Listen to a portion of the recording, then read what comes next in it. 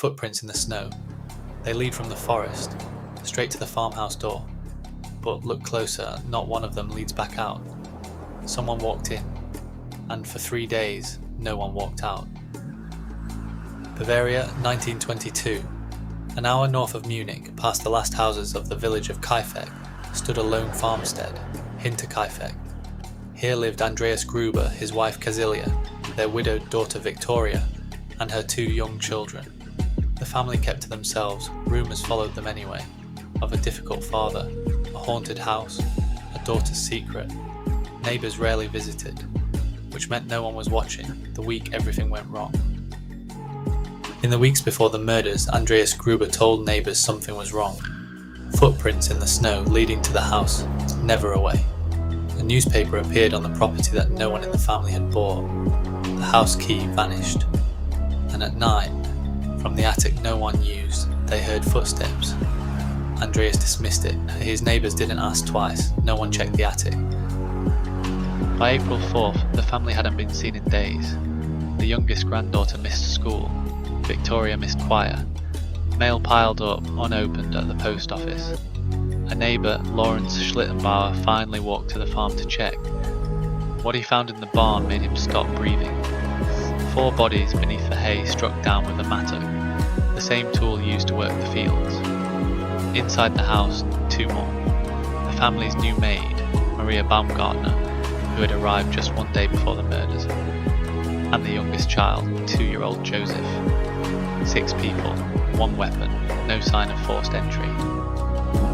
Then investigators found what turned the murder into a nightmare. The cows had been fed.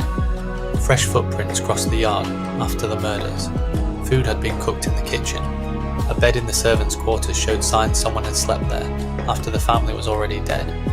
And on the kitchen wall, the calendar had been torn forward to April 1st. Whoever killed this family didn't run. They stayed. They lived among the bodies, tending the farm like nothing had happened for as long as 3 days. Over 100 suspects were questioned. Neighbour Lorenz Schlittenbauer, the very man who found the bodies, was investigated repeatedly. Some believed he was the real father of young Joseph and had motive to silence the family. Others pointed to Victoria's husband, Karl Gabriel, reported killed in the war years earlier, but never confirmed dead by anyone who saw the body. Had he returned in secret to a wife who had moved on? In 2007, police reopened the case with modern forensics. They said they'd identified a likely suspect. Then they said something stranger. Out of respect for the man's living descendants, they would never release his name. The file was closed again, unsolved.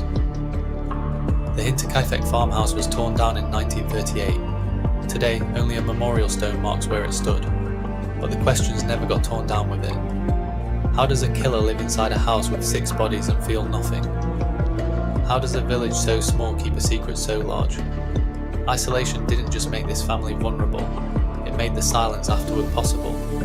Somewhere in that Bavarian village in 1922 someone knew, and chose never to say.